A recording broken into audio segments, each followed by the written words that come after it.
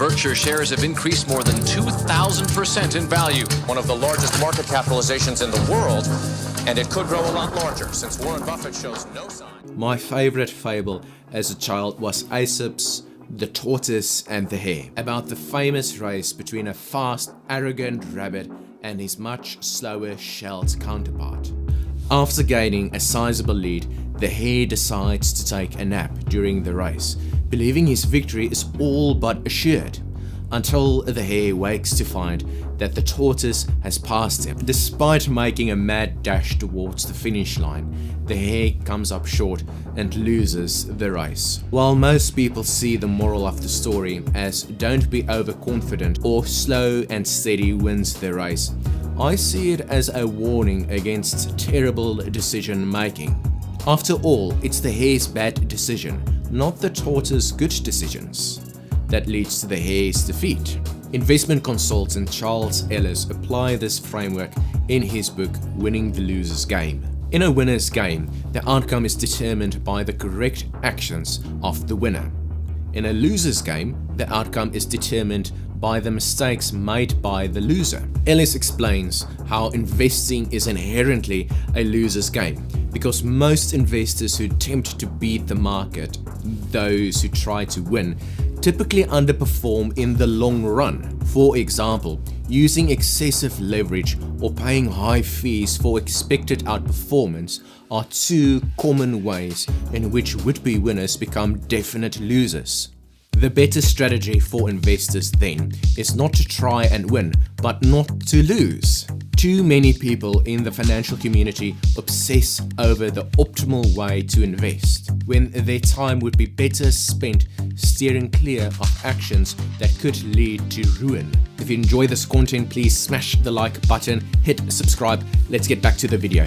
Warren Buffett said it best in his Berkshire Hathaway letter to shareholders in 2005. Over the years, a number of very smart people have learned the hard way that a long string of impressive numbers multiplied by a single zero always equals zero.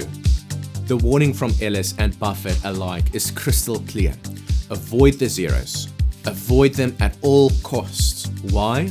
Because the zeros are those things that can set you back years or decades in an instant. In the investment world, the zeros are typically variables associated with high costs. So fees, taxes, extravagant spending, etc. All these things, if not managed properly, can wreak havoc on your finances. So how do you avoid the zeros? To start, let's illustrate how this approach would work through a simulation. Imagine you have a choice between two assets to invest in.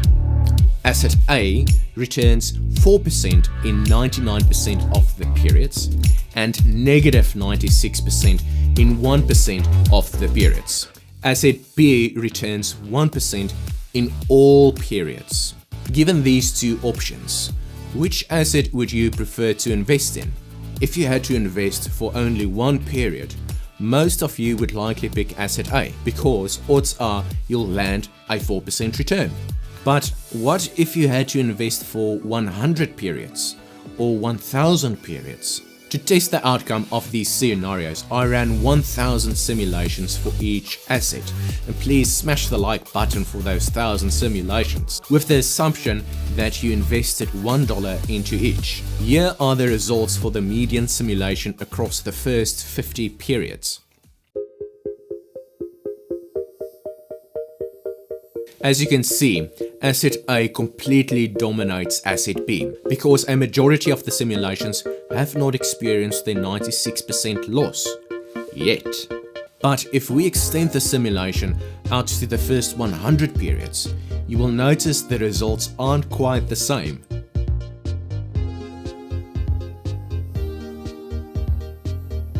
Now asset B leads. Asset A, starting around the 70th period, as more than half of the simulations, including the median simulation, have experienced their 96% loss. But what happens if we keep going? At 1000 periods, one of the assets begin to permanently pull away from the other. Why does this happen? While asset A has a higher return than asset B in most periods, i.e. 4% is bigger than 1%, asset A also has catastrophic returns in some periods that it cannot make up for in the long run. Put another way, asset B performs better because it avoids the zeros, the large infrequent losses, unlike asset A. You might be wondering how it's possible that asset A underperforms asset B for the majority of the simulations despite having a higher expected return. While this is true in the median simulation, this is not necessarily true if we take the average across all simulations. When we take the average, asset A easily outperforms asset B, since a smaller number of simulations of asset A experienced few, if any, 96% losses across 1000 periods. Those few lucky simulations would completely skew the average in favor of asset A over asset B. Just look at how ridiculous the result becomes when using the average outcome across all simulations for the first 1000 periods. In this instance, asset A clearly dominates, though only due to luck. You can imagine how someone might market asset A without disclosing that it's the result of chance. But you don't have to imagine this hypothetical scenario, because this is exactly what many zero investment strategies do. They ignore all the losers and market the winners to unsuspecting victims.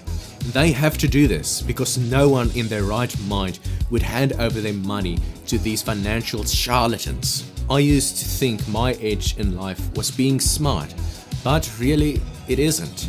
My edge is not being stupid. There's a big difference. Case in point, Myron Scholes, the Nobel Prize winning economist, is far smarter than I am, yet I have the better performing investment record. Anyone who knows about Scholes' magnificent losses with long-term capital management, LTCM, can attest to this. How is it possible that a Nobel laureate can have a worse investment record than a typical investor like me? Well, it turns out that the Nobel Prize winner played a stupid game. In the case of Myron Scholes and LTCM, that stupid game was called leverage. How do I know it was stupid? Because if Warren Buffett only levered 1.6 to 1 throughout his career, why would you ever go beyond this limit, let alone 50 times over it, as LTCM often did? As the saying goes, play stupid games, win stupid prizes. So don't play. Thank you for watching this video. If you enjoyed the content, please smash the like button, hit subscribe. I will see you in a couple of days. Be outstanding.